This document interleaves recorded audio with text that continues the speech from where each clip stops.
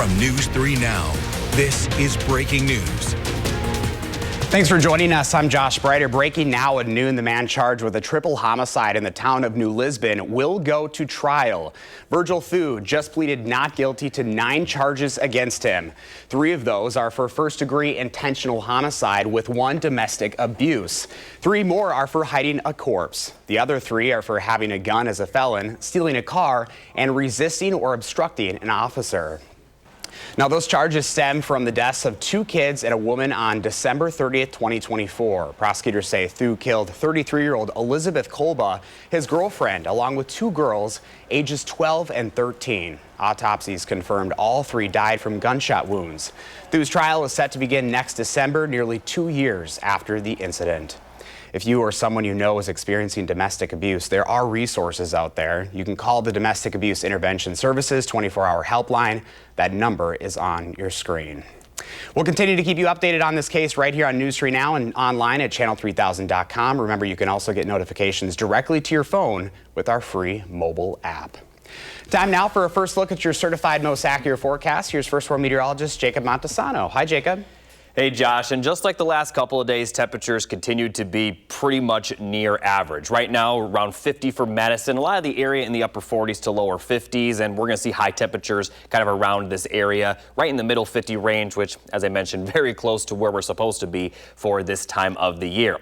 Now, as we go to the overnight hours, we're going to continue to see clear skies, which will lead to some pretty chilly lows. Middle to lower 30s are expected, but at this point in the year, it's kind of not really a big story when the temperatures do drop below freezing. Pretty soon it's going to be every single night, and so these below freezing temperatures aren't producing any freeze warnings, and we're not going to see any freeze warnings until the springtime because that's just the time of the year now.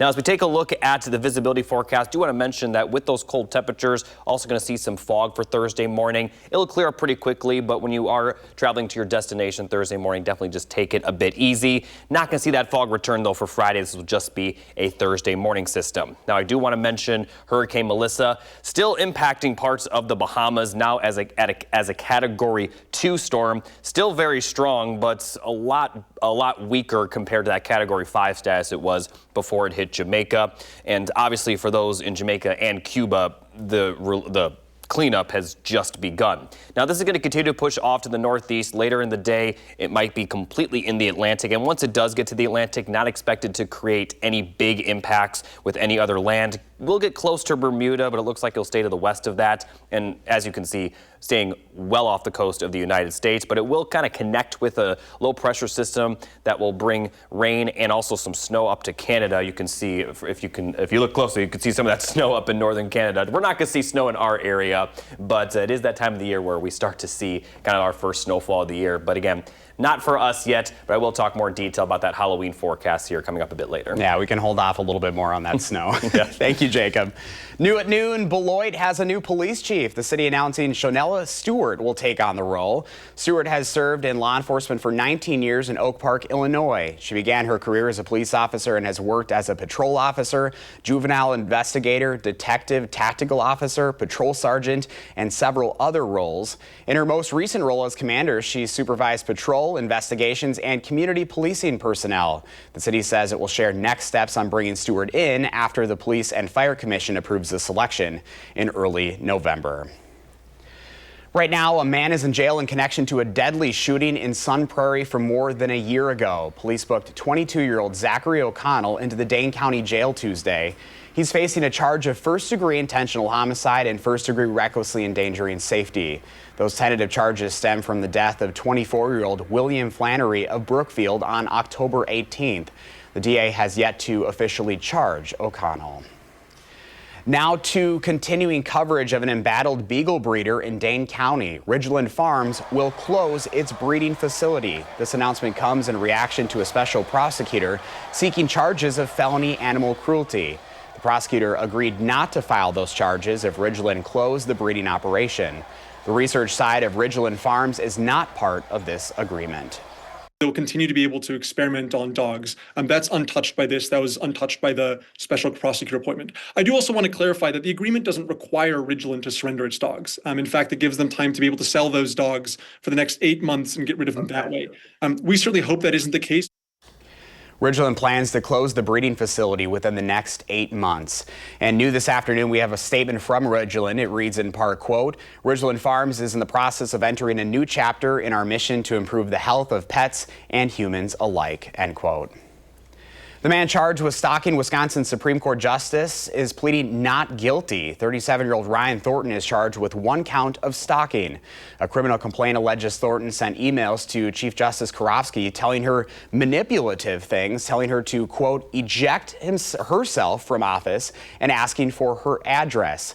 Capitol Police say Thornton was disgruntled with the lawyer who represented him in a 2019 strangulation case in which a jury found him guilty. Thornton filed a complaint against that attorney, which was rejected by the Supreme Court's Office of Lawyer Regulation. If convicted, Thornton faces up to 3.5 years in prison. Right now, you won't see any picnic tables or benches if you're walking through downtown Janesville. The city's police department removed them from public spaces.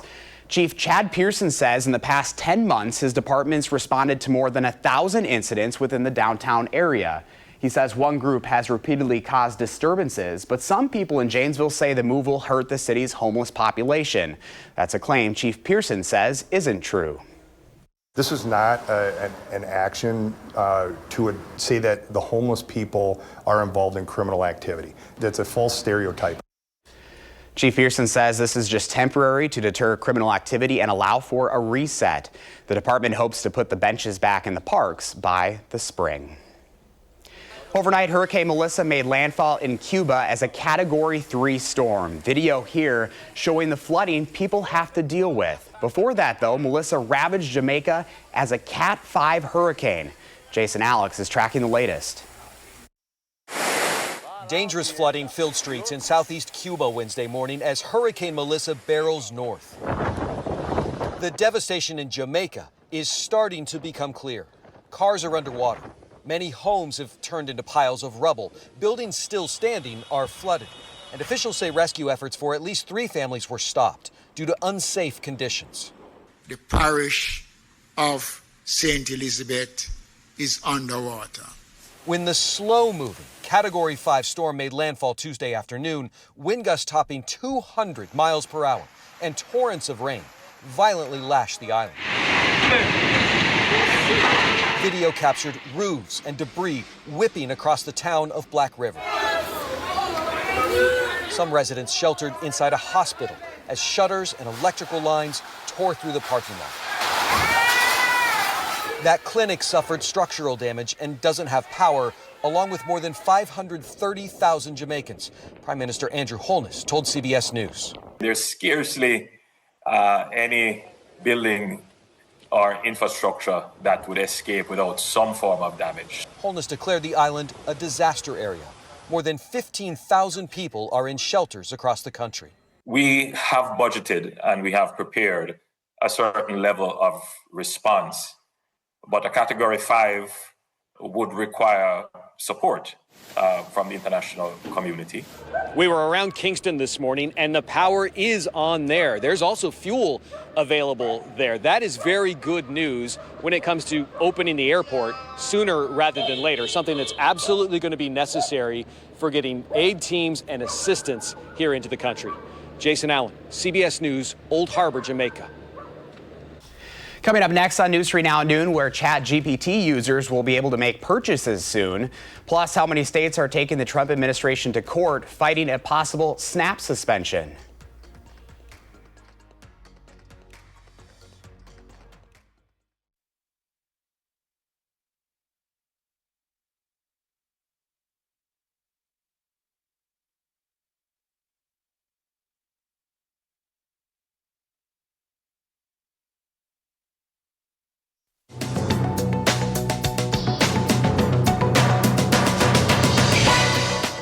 Five states are suing the Trump administration over the threatened suspension of SNAP food assistance, slated to start on November 1st amid the federal government shutdown. The government said food aid would not go out after the Department of Agriculture declined to tap into billions in contingency funds, which the agency says are only meant to cover disaster situations, not regular benefits. The states allege a SNAP cutoff would be illegal and, quote, will cause deterioration of public health and well-being. Soon, ChatGPT users will be able to make purchases using PayPal. OpenAI and PayPal, which also owns Venmo, have announced a partnership that will allow the digital payment system to embed its digital wallet into the popular chatbot starting next year. The deal will give ChatGPT users access to tens of millions of PayPal merchants. And billionaire Elon Musk has launched Grokpedia, a digital encyclopedia meant to rival Wikipedia. Musk's platform takes part of its name from his chatbot Grok,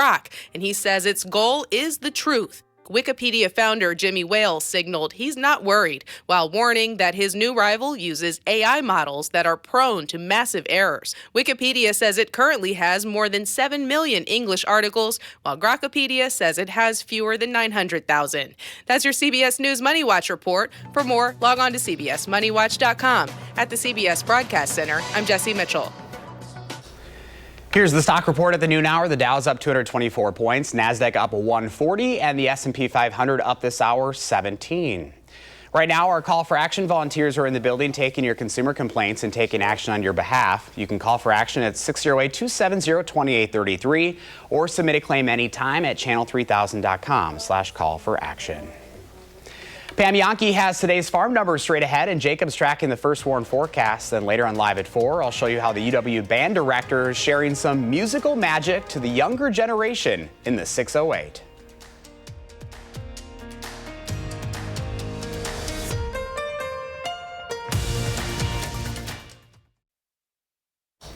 Welcome back. I teased this to the Farm Babe already, but I spent a little time at a combine in Minnesota last weekend. It was my husband Derek's first time in one. It was fun to show him a little bit of my childhood growing up on my aunt and uncle's farm and also grandma and grandpa's. Always amazing just to see how much goes into the harvest. So thank you, farmers, for all that you do. So there you go, Pam. Joshy and a Massey Ferguson, did you ever think you'd see the day? No, to be honest with you, I'm so glad that you shared it, though, because like you said, Josh, there's a lot of people that you're walking around with, working with, that may have that kind of agriculture background. We just don't get a chance to talk about it all that much. So thank you. I appreciate it. And you're right, those combines continue to roll around Wisconsin, especially since it's remained so dry. Got a report this morning. It's so dry up in Door County, for example, that combine fires are actually occurring. There was a SUV that caught on fire last night in the community of Brussels. 20 fire engines had to respond. So farmers, please be careful when you're out there finishing up the harvest. So today, it's all FFA. It's the beginning of the 98th Annual National FFA Convention in Indianapolis, Indiana. Boy, we've got a good contingency from Wisconsin. Some of the officers and their members went down a little early to take part in the day of service, helping the Indianapolis community. That's something that we do in Madison when the state convention shows up. So I thought I'd share a couple snapshots from their first day on the ground in Indianapolis. Yesterday, a lot of our Wisconsin State FFA officers, as well as members that were attending early, were involved in leadership training and trying to get some career advantage out of the FFA convention. Mary Schreiber from East Troy is in the home stretch of serving as the Central Region Vice President on the National FFA Officer Team. Like I said, she's from East Troy, also past president of the Wisconsin FFA. She has traveled about 90,000 miles so far, serving chapters all across the United States. She spoke about how she was in West Virginia working with an FFA chapter member that was so excited to be involved. Come to find out that the person she was working with, a young woman, FFA member, had lost her parent to substance abuse. Her mother was currently battling substance abuse. She was living with her grandparents, and the FFA advisors basically became her surrogate parents. Mary's message there is FFA is more than just agriculture and leadership. It's also about the family that it creates. That family in Indianapolis blossoming to some 70,000 members that are going to be there taking care of business, competitive events, as well as officer training and leadership right on through Friday. Markets today are paying a little bit more attention to the idea that 3 cargo loads of U.S. soybeans were purchased yesterday by China. It's just a dip in the bucket when it comes to our overall business for U.S. agriculture in China, but it was designed to send a message, I believe, to the Trump administration that China is still interested in trying to find some solutions. Are the markets responding? No, honestly, they're not. I think that they had factored in that action earlier in the week, so don't expect a lot of real big action until we see more sales going to China. But it's like I said, it's a sign we'll keep an eye on. Barrel cheese today was unchanged at $1.82. 40-pound block cheese up a quarter, $1.82.5. The double A butter down 3/4 cent, $1.55.5. You got me beat this year, Josh. I didn't get a chance to climb in a combine at the home farm. We had all our wheat was combined off back in July when I was busy with county fair season. So good on you.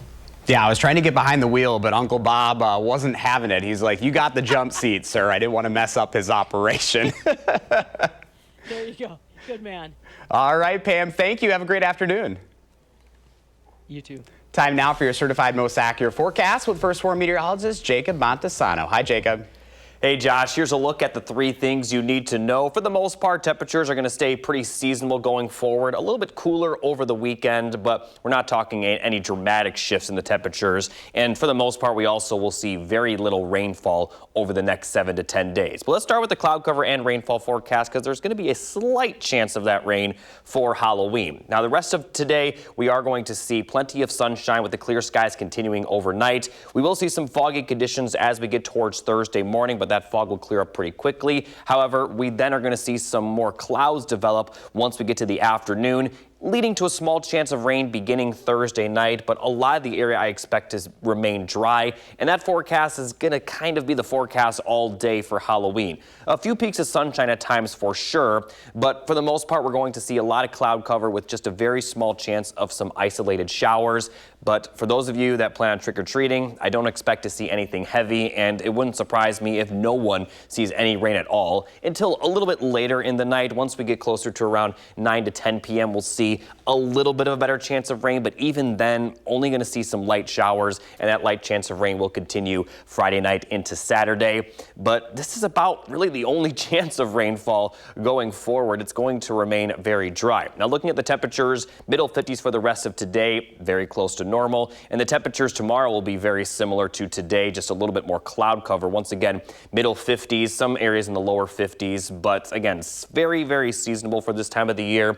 A little bit of a drop for Friday. We're expecting highs in the lower 50s. Still going to see a good amount of cloud cover, but the wind is the key. We're not really going to see much of it, so the temperatures for Halloween not expected to be any cooler than they already are. Again, we could see a few sprinkles, but we are going to see seasonable temperatures, nothing too cool for Halloween. We'll see the temperature starting around 50, mostly in the 40s during trick-or-treating hours. So I'd say this forecast for Halloween is not too bad when considering just a few recent Halloweens. We've had snow and very windy conditions. So no wind, no snow, and probably no rain. And if there is rain, like I said, it will be very, very light. Now let's fast forward to the Packers game forecast. Going to actually be pretty similar to that trick-or-treat forecast with 40s for the majority of it. We could see some temperatures warm up into the lower 50s for the end of the game with a small chance of rain, especially towards game's end. But it looks like it will be mostly dry for Green Bay on Sunday. Now, over the next 7 to 10 days, the story is pretty quiet, not really seeing any big temperature changes, not really seeing any big chances of rainfall. We will get a little bit cooler for Saturday as highs will be in the upper 40s, but then they're going to rise back up into the middle 50s. You know, the average high for this time of year is in the middle to lower 50s, and the average low is in the middle 30s, and will be roughly around that every single day and every single night with not a lot of rainfall in the forecast. A little bit of better chance of rain towards the end of next week, but a lot can change between now and then. So very, very quiet forecast, feeling very October-like, and if you can believe it, very, very early November-like, because November's already Saturday. It's kind of crazy. I still can't believe we're going to be turning the calendar over this weekend. It's crazy. You'll see Christmas decorations in about 2 weeks all over the place. Oh, mine will start going up this weekend. I'm one of those Right. people. Thank you, Jacob. Up next, we'll see what Howard's working on in the Mr. Food Test Kitchen. What makes a simple biscuit like this even better? You're going to want to stay tuned for this one. If you love biscuits, I mean fresh out of the oven hot biscuits, but don't make them because they seem like too much work, then let me introduce you to something called the drop biscuit. One bite of these slathered with butter, and you're going to fall in love. Come on, let me show you how easy. All we do is mix together some biscuit baking mix with a bit of shredded cheddar cheese. Okay, now, we sort of make a well in the center of this, and we slowly pour the milk into it. Then we stir this until it comes together, forming a nice soft dough. You want to make sure you don't overmix it, because that'll make your biscuits tough. Now, we drop spoonfuls of this onto a baking sheet and pop them to the oven. While they bake, we mix some melted butter with a few seasonings, like garlic powder and chopped parsley. Once these come out of the oven, we'll brush them with our butter mixture and done. And if you want, you can even lighten these up by using a low-fat baking mix, a lighter cheese, and even a lighter milk. And they'll still be amazing. With Halloween just a few days away, why not make a batch of these to serve with that big pot of chili that you're thinking about making? I do hope you'll go online and get the recipe for our easy cheddar drop biscuits, so you'll never be more than 15 minutes away from a hot batch coming out of the oven. I'm Howard in the Mr. Food Test Kitchen, where every day we're looking for, oh my gosh, ooh, it's so good. Thanks for watching News 3 Now at noon. Coming up next is The Bold and the Beautiful. Our next newscast is live at 4. And a reminder, you can always find us streaming 24/7 on Channel 3000+.